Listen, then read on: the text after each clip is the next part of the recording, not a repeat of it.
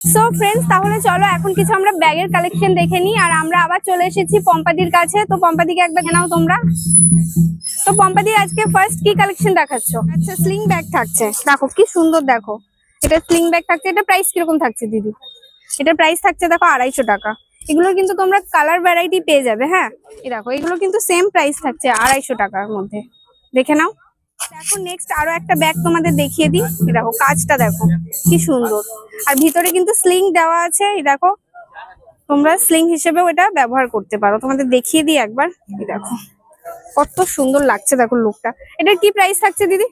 মাত্র 120 টাকার মধ্যে তোমরা এরকম সুন্দর সুন্দর ব্যাগ গুলো পেয়ে যাবে। আরো একটা ব্যাগ তোমাদের দেখিয়ে দিই। এটাও কিন্তু স্লিং এর মধ্যেই থাকছে, দেখো দেখে নাও। এটার প্রাইস কত থাকছে দিদি? এটারও সেম প্রাইস থাকছে 120 টাকা। নেক্সট আরো একটা দেখিয়ে দিই ব্যাগ। এটা থাকছে 130 টাকার মধ্যে। দেখো এগুলো সবই কিন্তু স্লিং ব্যাগ থাকছে। কি সুন্দর, দেখো কি সুন্দর দেখতে লাগছে।